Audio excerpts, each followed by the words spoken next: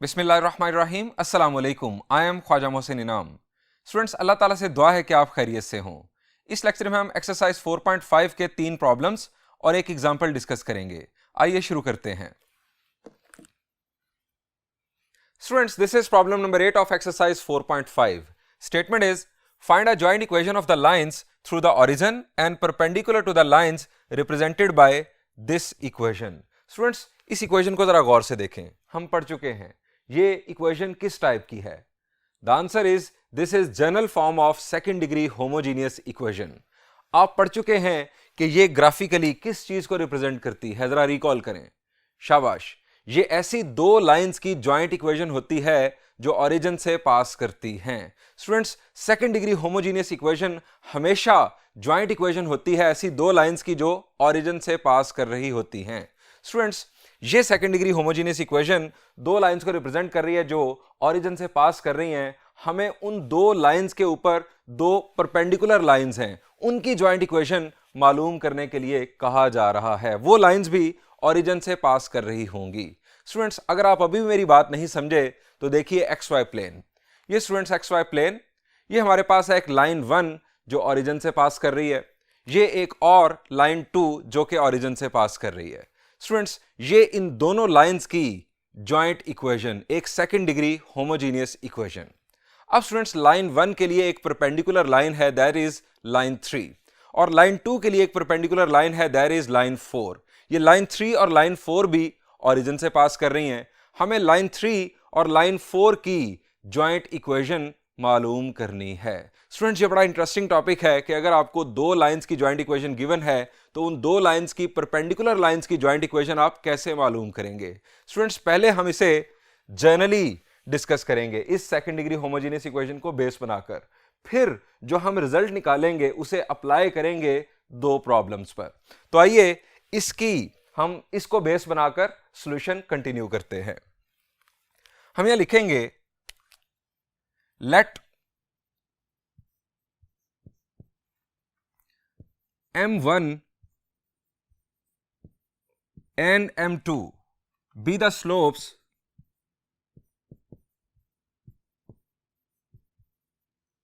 represented by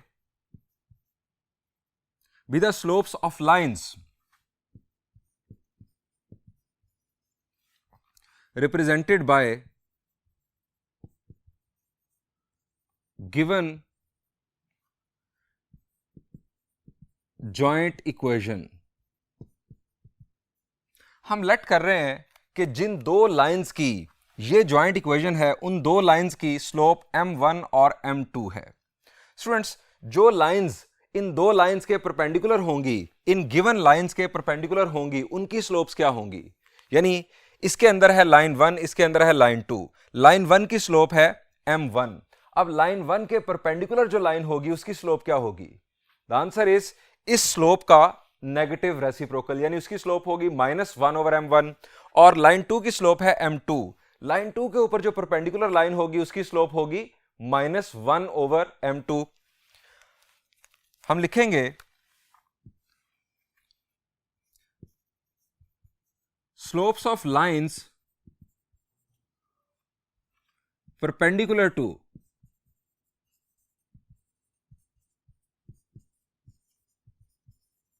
given lines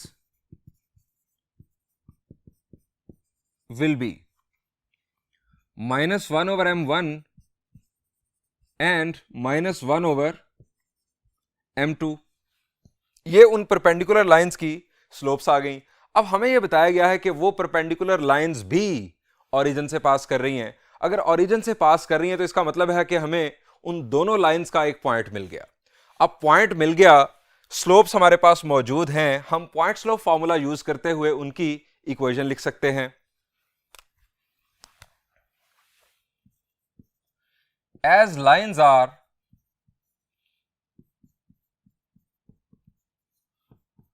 passing through origin 0,0, so origin is point for both lines, we can write equations of lines by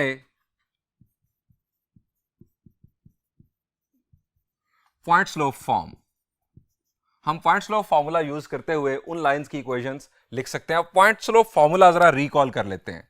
यहां पर आपको मैं recall करवा देता हूं। Point slope formula था हमारे पास y minus y one is equal to m into x minus x one. जो हमारे पास पॉइंट होगा उसके कोऑर्डिनेट्स x1 y1 और स्लोप हम यहां पर पुट कर देंगे, हमारे पास उस लाइन की इक्वेशन आ जाएगी। ये हमारा एक रफ पैच है जो मैंने आपको फॉर्मूला रिकॉल करवाने के लिए यूज किया। अब मैं इक्वेशन लिख रहा हूं y माइनस जीरो, चूंकि लाइन जो है वो ओरिजिन से पास कर रही है, सो x कोऑर्डिनेट भी जीरो, y कोऑर्डिनेट भी जीरो जो हमारे पास गिवन पॉइंट है। y minus zero is equal to, first जो लाइन है उसकी स्लोप है minus one over m one, minus one over m one into x minus zero. ये स्टूडेंट्स एक लाइन की इक्वेशन आ गई। और दूसरी लाइन इसी पैटर्न पर y minus zero is equal to minus one over m two into x minus zero. ये स्टूडेंट्स उन दोनों लाइंस की हमारे पास इक्वेशंस आ गई।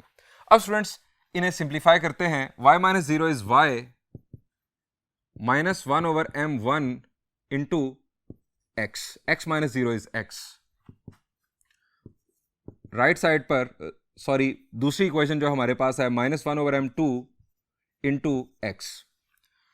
अब इसको सिंप्लीफाई किया, ये हमारे पास आ जाएगी m one y is equal to minus x और यहां पर m two y is equal to minus x. अब इन दोनों इक्वेशंस को अगर हम जनरल फॉर्म में कन्वर्ट कर लें तो हमारे पास जनरल फॉर्म बन जाएगी x plus m one y is equal to zero और यहां से x plus m2y is equal to zero. ये स्टूडेंट्स हमारे पास उन दो लाइंस की इक्वेशंस आ चुकी जो कि परपेंडिकुलर हैं, उन दो लाइंस के जिनकी जॉइंट इक्वेशन ये हमें गिवन थी। लेकिन स्टूडेंट्स हमें इन दोनों लाइंस की जॉइंट इक्वेशन मालूम करनी है। अब जॉइंट इक्वेशन बनाते हैं। जॉइंट इक्वेशन के लिए आप जानते हैं कि आप जो स्ट्रेट लाइंस की इक्वेशंस होती हैं जब वो जनरल फॉर्म में हों तो आप उन दोनों इक्वेशंस को मल्टीप्लाई कर दें, उन दोनों का प्रोडक्ट बना दें। लेफ्ट साइड का लेफ्ट साइड के साथ प्रोडक्ट बना दें, राइट साइड का राइट साइड के साथ प्रोडक्ट बना दें। Joint equation will be x plus m one y into x plus m two y is equal to zero. अब ये प्रोडक्ट परफॉर्म करते हैं। x के साथ मल्टीप्लाई हुआ, हमें मिला x square plus x multiply हुआ एम टू वाई के साथ, हमें मिला एम टू एक्स वाई। उसके बाद एम वन वाई मल्टीप्लाई हुआ x के साथ plus m one x y plus m one y multiply हुआ एम टू वाई के साथ, हमें मिला m one m two y square is equal to zero. Students इसको फर्दर सिंप्लीफाई अगर हम करना चाहें तो यहां पर आप देख सकते हैं कि एक्स वाई कॉमन आ रहा है। So x square plus m one plus m two into x y plus m one m two y square is equal to zero. ये स्टूडेंट्स हमारे पास उन दो लाइंस की जॉइंट इक्वेशन तो आ चुकी है, लेकिन यहां पर कमी है सम ऑफ स्लोप्स की और प्रोडक्ट ऑफ स्लोप्स की। अब स्टूडेंट्स जरा रिकॉल करें एक्सरसाइज 4.5 का लेक्चर नंबर 2। वहां पर हमने general second degree homogeneous equation को बेस बनाकर angle between two lines find out करना सीखा था। वहां पर हमने सम ऑफ स्लोप्स और प्रोडक्ट ऑफ स्लोप्स मालूम करने का फॉर्मूला भी ड्राइव किया था। स्टूडेंट्स वो फॉर्मूला अब हमें काम आएगा क्योंकि यहां पर भी वही exact second degree homogeneous equation general form में गिवन है जो हमने वहां उस लेक्चर में यूज की थी। स्टूडेंट्स अगर आप वो फॉर्मूलाज रिकॉल करें तो सम ऑफ स्लोप्स का फॉर्मूला था minus twice of h over b और प्रोडक्ट ऑफ स्लोप्स का फॉर्मूला था ए ओवर बी। ये था प्रोडक्ट ऑफ स्लोप्स और ये था सम ऑफ स्लोप्स। स्टूडेंट्स इन दोनों वैल्यूज को हम यहां पर पुट कर देते हैं।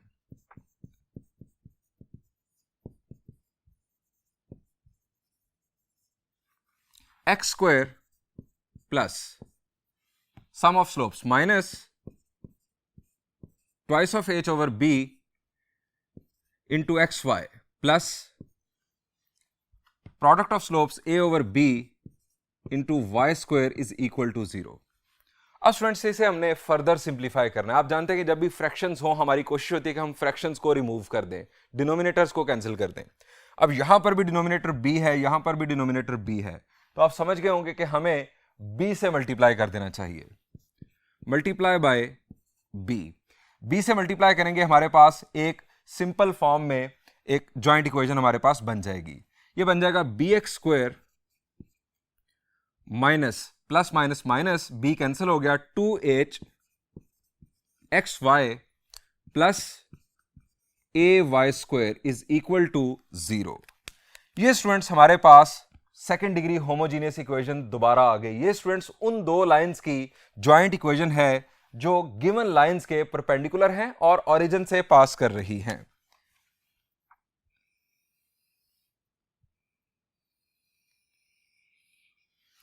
यहां पर हम कंक्लूड करेंगे दिस इज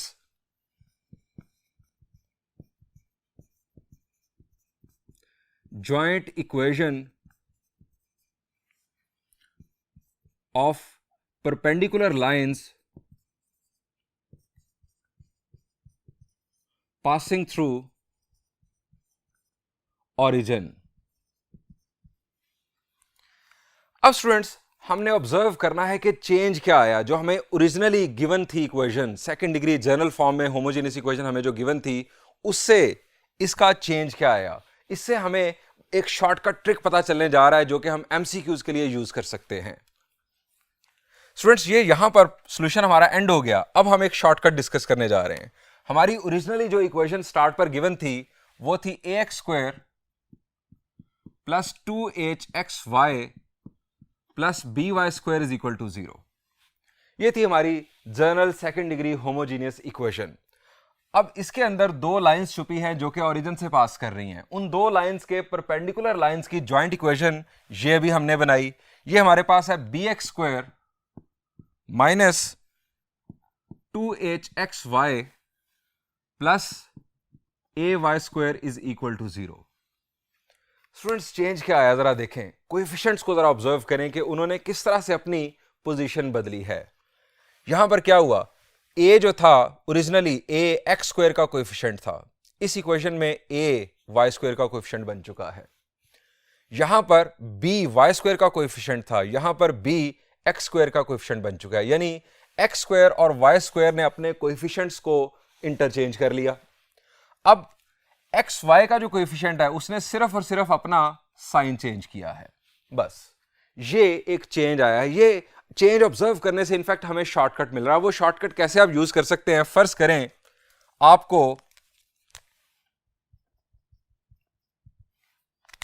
एक इक्वेशन गिवन है 2x square plus 3x y minus 5y square is equal to 0। MCQs के अंदर आपको ये इक्वेशन गिवन है और आपसे कहा जाता है कि ये एक जॉइंट इक्वेशन है दो स्ट्रेट लाइंस की जो ओरिजिन से पास कर रही हैं। आप उन दो लाइंस की जॉइंट इक्वेशन मालूम करें जो इन दो लाइंस के परपेंडिकुलर हों और ओरिजिन से पास कर रही हों। तो ये इतनी लंबी वर्किंग आपको करने की जरूरत नहीं है। आपने ये जो रिजल्ट निकाला है ना, इसको बेस बनाकर आपने डायरेक्ट इक्वेशन लिख देनी है। इस रिजल्ट में हमने क्या सीखा कि एक्स स्क्वायर और वाई स्क्वायर ने अपने कोएफिशिएंट्स को इंटरचेंज कर लिया और एक्स वाई के कोएफिशिएंट ने अपना साइन चेंज कर लिया। ये हमारे पास अगर दो लाइंस की इक्वेशन है तो परपेंडिकुलर लाइंस की जॉइंट इक्वेशन कुछ इस तरह से होगी। ये दोनों अपनी जगह बदल लेंगे, यानी यहां पर आ जाएगा माइनस 5x स्क्वायर, माइनस 5 यहां पर आ जाएगा और 2 इधर चला जाएगा। इन्होंने अपने कोएफिशिएंट्स इंटरचेंज कर लिए और एक्स वाई अपने कोएफिशिएंट का साइन चेंज करेगा। यहां पर आ जाएगा minus 3xy is equal to 0। ये स्टूडेंट्स उन परपेंडिकुलर लाइंस की जॉइंट इक्वेशन इस रिजल्ट की बेस पर हमने डायरेक्टली लिख ली एमसीक्यूज के लिए। और इसके अलावा अगर लॉन्ग क्वेश्चन भी आए तो हम इनफैक्ट शॉर्टकट के मदद से जज कर सकते हैं कि क्या हमने जो इक्वेशन मालूम की है वो सही है या नहीं। स्टूडेंट्स आइए इसी टाइप का एक और प्रॉब्लम सॉल्व करते हैं।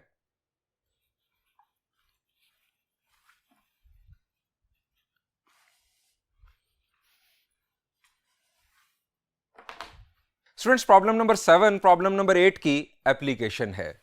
एग्जैक्टली वही स्टेटमेंट, इक्वेशन बदल गई। वहां पर हमें second degree homogeneous equation general form में गिवन थी, यहां पर एक खास second degree homogeneous equation given है। स्टूडेंट्स वहां पर हमने जो शॉर्टकट ट्रिक सीखा उसको यूज करते हुए हम पहले मालूम कर सकते हैं कि जॉइंट इक्वेशन क्या होगी उन परपेंडिकुलर लाइंस की जो इस इक्वेशन से रिप्रेजेंट हो रही हैं। हमने शॉर्टकट क्या सीखा था कि एक्स स्क्वायर और वाई स्क्वायर के कोएफिशिएंट्स आपस में इंटरचेंज हो जाएंगे और एक्स वाई का जो कोएफिशिएंट है वो अपना साइन चेंज करेगा। यानी आपके पास जो जॉइंट इक्वेशन आएगी फाइनली, इस प्रॉब्लम का जो आंसर आएगा वो हमारे पास इक्वेशन होगी एक्स स्क्वायर और वाई स्क्वायर अपना कोएफिशिएंट इंटरचेंज करेंगे, यानी ये -1 यहां पर आ जाएगा और ये +1 यहां पर चला जाएगा। हमें इक्वेशन मिलेगी -x स्क्वायर और एंड पर +y स्क्वायर। अब दरमियान में जो टर्म है ये अपना साइन चेंज करेगी, ये बन जाएगा +2xy टेंजेंट ऑफ अल्फा। ये स्टूडेंट्स हमें इक्वेशन मिलेगी लास्ट पर। हमने पहले ही मालूम कर ली अपने शॉर्टकट की बेस पर कि ये है वो जॉइंट इक्वेशन जिसको हम मालूम करने जा रहे हैं। Students solution exactly same pattern पर चलेगा। इस दफा भी हम वही वर्डिंग यूज करेंगे, let m1 and m2 be the slopes of lines represented by, ये वर्ड हमने पहले मिस किया, बाय गिवन जॉइंट इक्वेशन। यानी ये जो जॉइंट इक्वेशन है इसके अंदर जो दो लाइंस छुपी हैं, अगर हम उन्हें लाइन 1 और लाइन 2 कहें तो उन दोनों की स्लोप्स ये हैं m1 और m2। अब लाइन 1 के जो परपेंडिकुलर है लाइन, उसकी स्लोप इस स्लोप का नेगेटिव रेसिप्रोकल होगी और लाइन 2 की स्लोप अगर m2 है तो उसकी परपेंडिकुलर लाइन की स्लोप होगी -1/m2। ये स्टूडेंट्स हमारे पास उन दो परपेंडिकुलर लाइंस की स्लोप्स आ गई। अब हमें स्टेटमेंट में बताया गया है कि लाइंस ओरिजिन से पास कर रही हैं। सो हम लिखेंगे as lines are passing through origin 0,0। इससे हमें मिल गया पॉइंट उन दो लाइंस का, पॉइंट हमें मिल गया, स्लोप्स हमारे पास पहले मौजूद हैं। हम पॉइंट स्लोप फार्मूला यूज करते हुए बिल्कुल वही काम करेंगे और इक्वेशंस मालूम कर लेंगे। फिर हम उन दोनों जनरल फॉर्म में जो इक्वेशंस होंगी उनका प्रोडक्ट बनाकर जॉइंट इक्वेशन बनाएंगे। ये स्टूडेंट्स हमने प्रोडक्ट करके ये जॉइंट इक्वेशन बना ली, लेकिन अगेन हमारे पास सम ऑफ स्लोप्स और प्रोडक्ट ऑफ स्लोप्स की वैल्यूज रिक्वायर्ड हैं। इस इक्वेशन को नाम दे दें 1 का। स्टूडेंट्स प्रॉब्लम नंबर 8 के अंदर हमें सेकंड डिग्री होमोजेनियस इक्वेशन जो गिवन थी वो अपनी जनरल फॉर्म में थी, वो अपनी प्योर फॉर्म में थी। सो सम ऑफ स्लोप्स की वैल्यू हमने एग्जैक्टली यही पुट कर दी और प्रोडक्ट ऑफ स्लोप्स की एग्जैक्ट वैल्यू हमने ये पुट कर दी। यहां पर स्टूडेंट्स हमें ए, एच और बी की वैल्यूज मालूम करके इन दोनों फैक्ट्स को फार्मूलाज के तौर पर यूज करते हुए सम ऑफ स्लोप्स और प्रोडक्ट ऑफ स्लोप्स की वैल्यूज मालूम करनी होंगी। सो अपनी इक्वेशन को यहां पर लिखते हैं, उसे general second degree homogeneous equation के साथ कंपेयर करके ए, एच और बी की वैल्यूज मालूम करते हैं। As given equation is, given equation थी हमारे पास x square -2xy tangent of alpha -y square is equal to 0। ये स्टूडेंट्स हमारे पास गिवन इक्वेशन थी, इसको हमने कंपेयर करना है general second degree homogeneous equation के साथ। Compare it with general second degree homogeneous equation. अब वो क्या है, वो है ax square plus 2hxy plus by square is equal to 0। ये है general second degree homogeneous equation. अब स्टूडेंट्स a, h और b की वैल्यूज हमें चाहिए। हेयर x स्क्वायर का कोएफिशिएंट होता है a की वैल्यू आ गई 1। y स्क्वायर का कोएफिशिएंट होता है b, यहां पर y स्क्वायर का कोएफिशिएंट है -1, सो b की वैल्यू आ गई -1। एक्स वाई का कोएफिशिएंट होता है 2h। एक्स वाई का कोएफिशिएंट ये हमारे पास है यहां पर -2 टेंजेंट ऑफ अल्फा। 2h की वैल्यू यानी हमारे पास आ रही है 2h की वैल्यू -2 टेंजेंट ऑफ अल्फा। अब यहां से एक्स वाई और यहां से एक्स वाई भूल जाएं, बाकी आपके पास 2h की वैल्यू होगी। 2h यहां से -2 टेंजेंट ऑफ अल्फा। अब यहां से h की वैल्यू 2 और 2 कैंसिल, h की वैल्यू आ रही है माइनस टेंजेंट ऑफ अल्फा। अब ए, एच और बी की वैल्यूज आ गई। हम सम ऑफ स्लोप्स और प्रोडक्ट ऑफ स्लोप्स मालूम कर सकते हैं। सो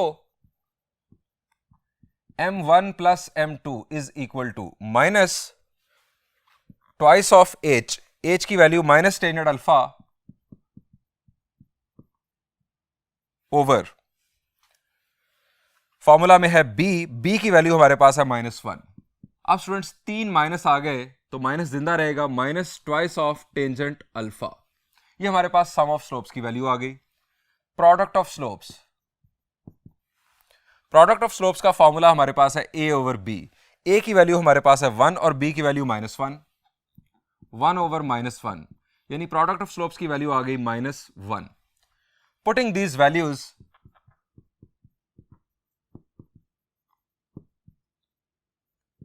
इन इक्वेशन 1, सम ऑफ स्लोप्स और प्रोडक्ट ऑफ स्लोप्स हम मालूम कर चुके। इन दोनों वैल्यूज को हम पुट करते हैं इक्वेशन 1 में। एक्स स्क्वायर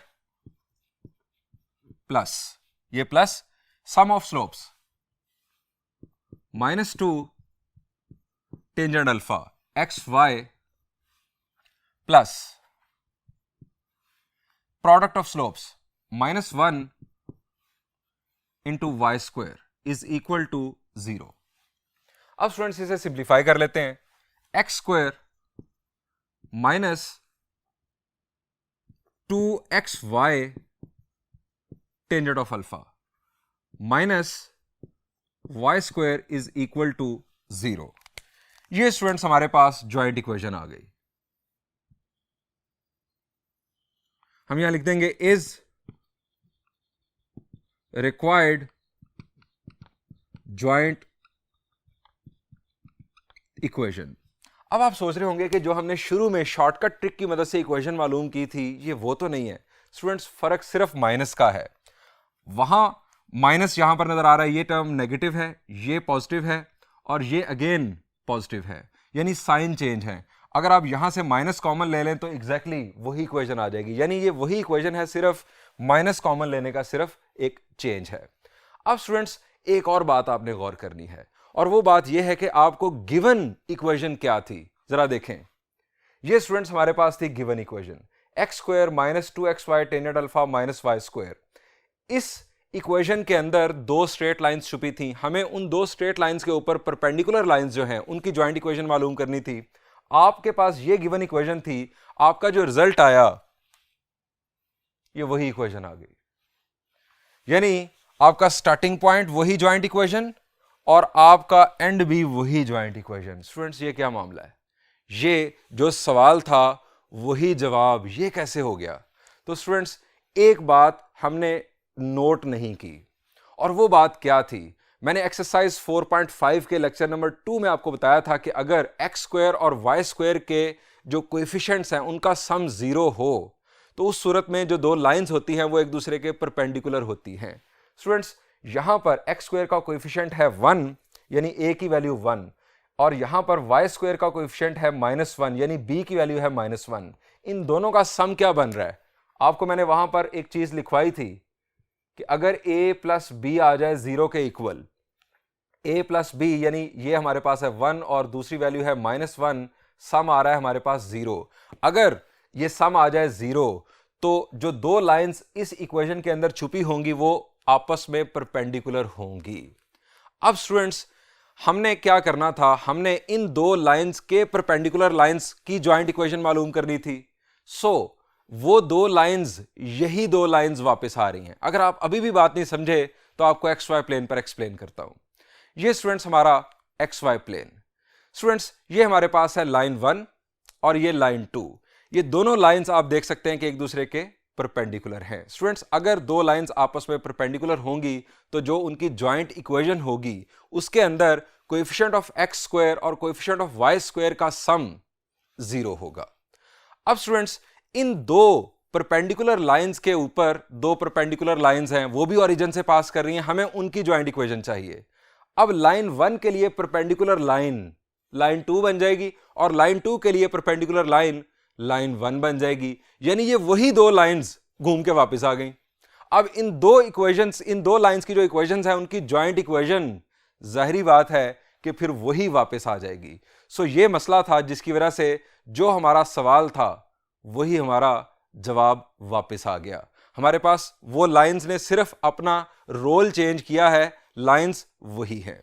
स्टूडेंट्स, आइए अब आपके साथ इसी टाइप की एक एग्जांपल भी शेयर करता हूं।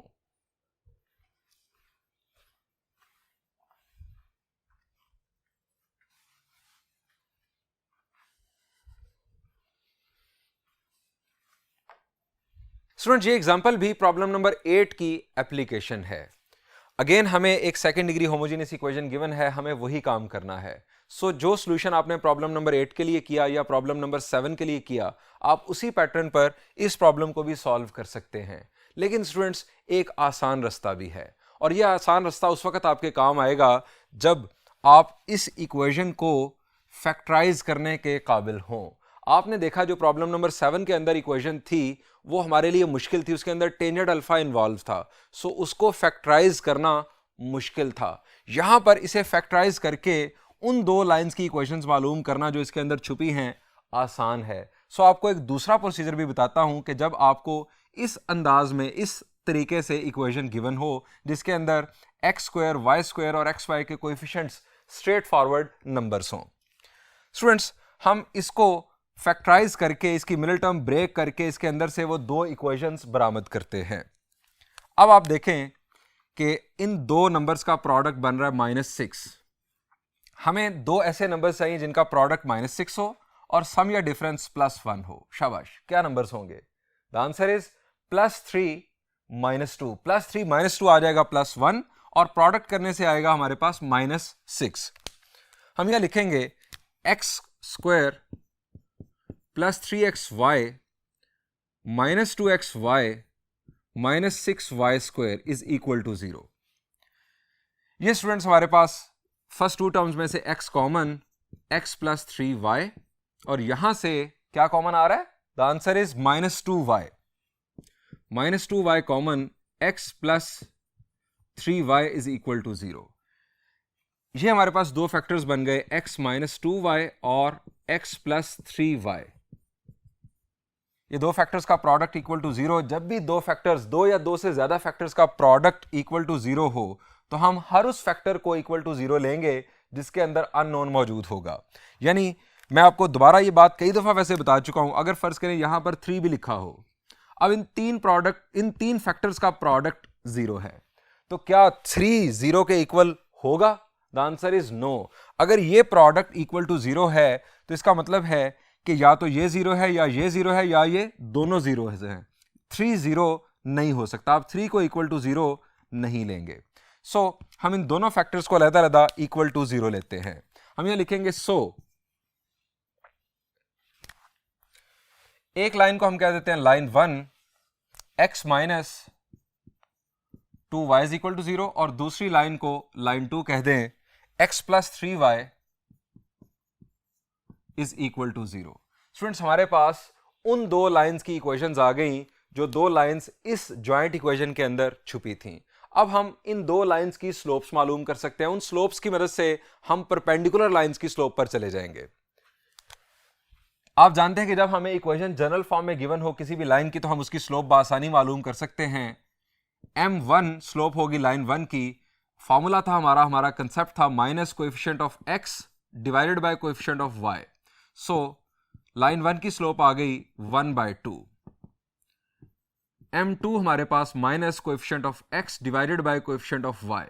सो m2 आ गई हमारे पास -1/3। हम यहां लिखेंगे slopes of lines that will be perpendicular to given lines will be। In given lines के जो परपेंडिकुलर होंगी उन लाइंस की स्लोप्स हमारे पास होंगी।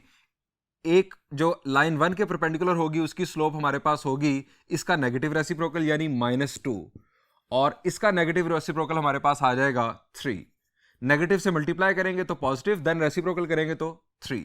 ये स्टूडेंट्स हमारे पास उन दो लाइंस की स्लोप्स आ गई। अब वो दो लाइंस भी ओरिजिन से पास कर रही हैं। हम यहां लिखेंगे as required lines are passing through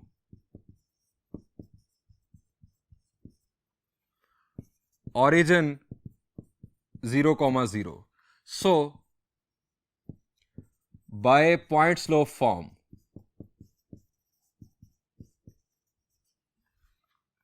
point slope form से अब हम उन दोनों लाइंस की इक्वेशंस लिखेंगे।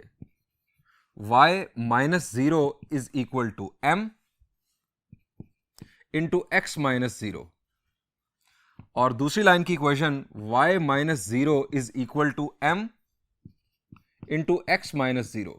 स्टूडेंट्स, एक बात तो हम भूल गए, हमें स्टार्ट पर जो अपना शॉर्टकट ट्रिक बनाया उसकी मदद से हमें इक्वेशन डायरेक्ट लिख लेनी चाहिए थी ताकि हम क्रॉस चेक कर सके आखिर पर। ये स्टूडेंट्स हमारी गिवन इक्वेशन है। अब शॉर्टकट हमारा क्या था कि एक्स स्क्वायर और वाई स्क्वायर के कोएफिशिएंट्स आपस में जगह बदल लेंगे और एक्स वाई का कोएफिशिएंट अपना साइन चेंज करेगा, यानी जो ज्वाइंट इक्वेशन हमारे पास आनी चाहिए वो होगी -6x² और यहां पर साइन चेंज होगा -xy प्लस वाई स्क्वायर, यानी एक्स स्क्वायर और वाई स्क्वायर ने अपने कोएफिशिएंट्स बदल लिए। 1 यहां पर आ गया, -6 यहां पर चला गया, इसने अपना साइन चेंज कर लिया, इज इक्वल टू 0। ये स्टूडेंट्स हमारे पास ज्वाइंट इक्वेशन आनी चाहिए। ये सारी वर्किंग परफॉर्म करने के बाद ये जो हमने शॉर्टकट सीखा था ये इनफैक्ट एमसीक्यूज के लिए काम आएगा और आपको आंसर की जजमेंट के लिए लॉन्ग क्वेश्चन में काम आएगा। अब स्टूडेंट्स हमारे पास एक इक्वेशन बन गई, y is equal to y minus 0 is y minus 2x, y is equal to -2x, और दूसरी इक्वेशन यहां से बन गई y is equal to 3x। अब यहां से अगर आप ज्वाइंट इक्वेशन बना लें, पहले जनरल फॉर्म अगर बना लें तो ये आ जाएगी 2x plus y is equal to 0, और यहां से 3x minus y is equal to 0। ये स्टूडेंट्स हमारे पास उन लाइंस की इक्वेशंस आ गई। अब ज्वाइंट इक्वेशन बनाते हैं।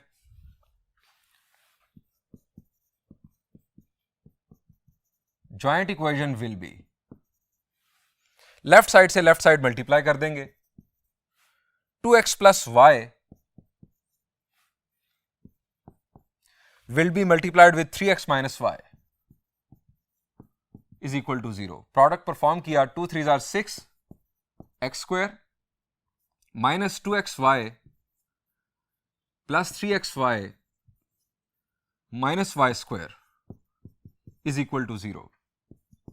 6x square plus xy minus y square is equal to 0.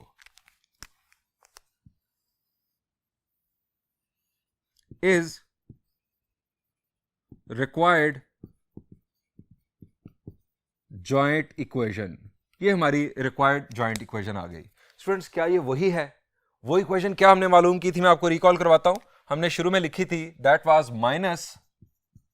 -6x² minus xy plus y square is equal to 0। ये स्टूडेंट्स हमने अपने शॉर्टकट ट्रिक से इक्वेशन गेस की थी। क्या ये इक्वेशन सेम है? The answer is yes. आप यहां से माइनस कॉमन ले लें, वो माइनस दूसरी तरफ 0 के साथ मल्टीप्लाई होकर फारिग हो जाएगा। आप यहां से माइनस कॉमन लें तो आपके पास एग्जैक्टली यही इक्वेशन आ चुकी होगी। स्टूडेंट्स, यहां पर इस प्रॉब्लम का सॉल्यूशन एंड हुआ। हम बढ़ते हैं लास्ट प्रॉब्लम ऑफ एक्सरसाइज 4.5 की जानिब।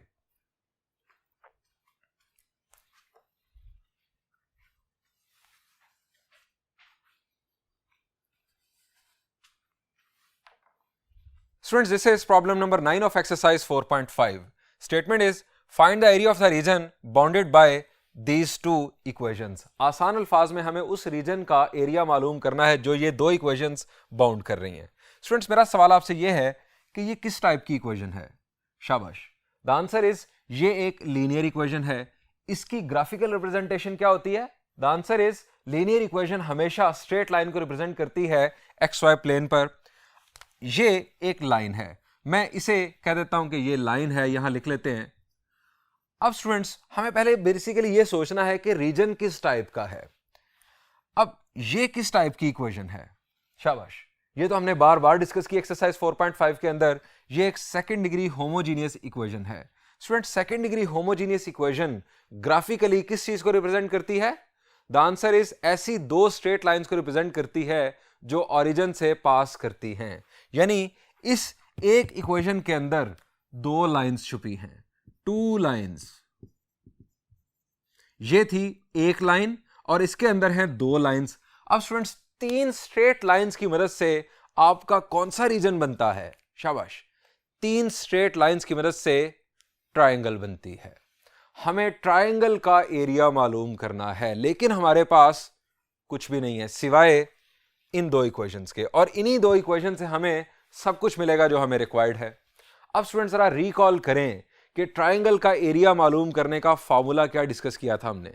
जी, हमने फॉर्मूला ड्राइव किया था। हमने एक्सरसाइज 4.4 का प्रॉब्लम नंबर 14 सॉल्व भी किया था। इसके अलावा एक्सरसाइज 4.3 के भी दो प्रॉब्लम्स में हमने वो फॉर्मूला यूज किया था।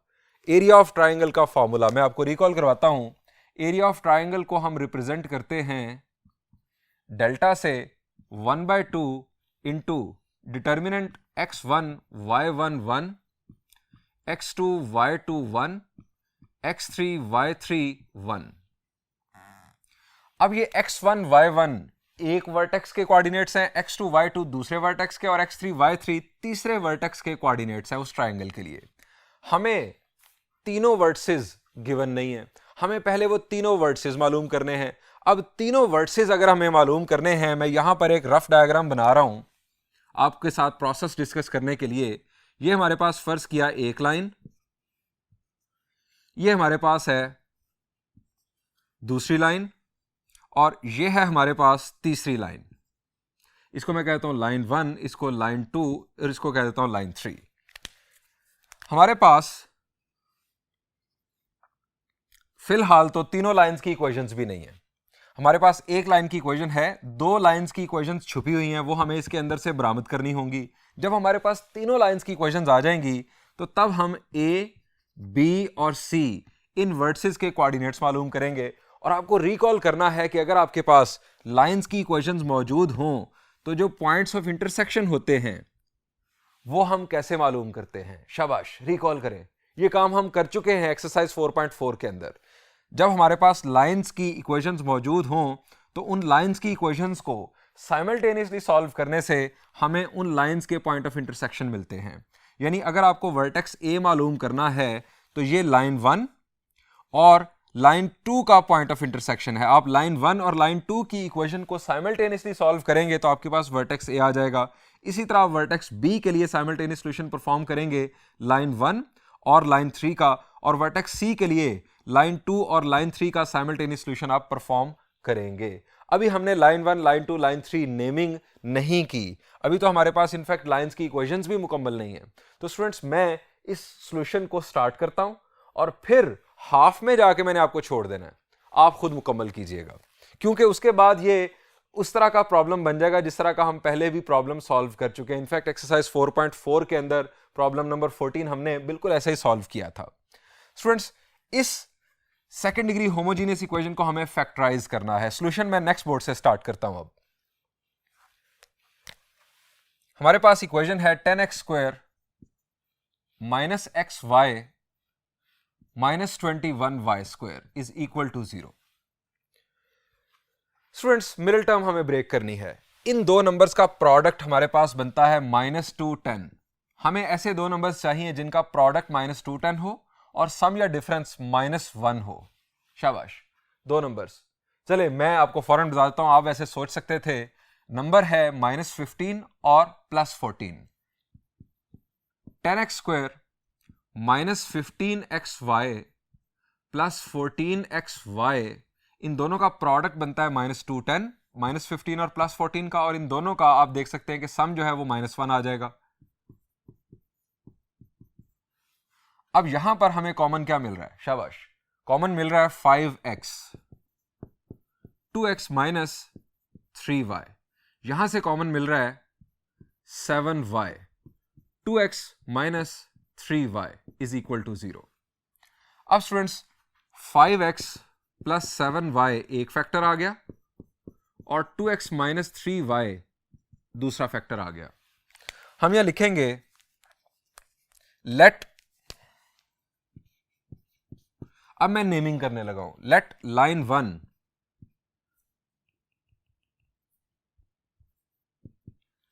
5x plus 7y is equal to 0.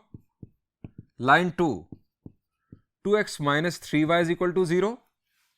और लाइन 3 जो आपके पास लीनियर इक्वेशन गिवन थी उसका जिक्र यहां पर कर दें, x plus y plus 1 is equal to 0. अब स्टूडेंट्स आप बना लें एक रफ डायग्राम ताकि आप प्लान कर सकें कि आपको यह सॉल्यूशन करना कैसे है.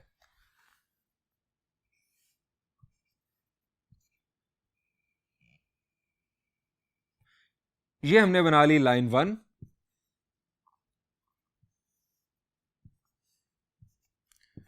ये लाइन 2 और ये लाइन 3. इसको नाम दे दें A का, इसको B का और इसे C का. अब यहां पर लिखेंगे रेफर्ड टू रफ डायग्राम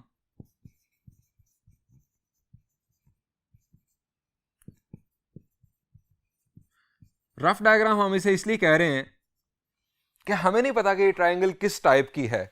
हम ऐसे ही बस अपने सॉल्यूशन को प्लान करने के लिए ट्रायंगल बना बैठे हैं. हो सकता है ये ट्रायंगल राइट हो सकता है ऑब्ट्यूज हो, हमने एक्यूट बना ली है. Refer to rough diagram. अब हमें जिक्र करना है कि पॉइंट ए कैसे मालूम होगा. Vertex A is point of intersection of line 3 and line 1. Line 1 and line 3. So, solving equations simultaneously. Students, line 1 और line 3 की equations, ये line 1 की equation, ये line 3 की equation, इन दोनों को साइमल्टेनियसली सॉल्व करने से आपके पास वर्टेक्स ए के कोऑर्डिनेट्स आ जाएंगे, यानी एक्स और वाई वैल्यू आ जाएगी.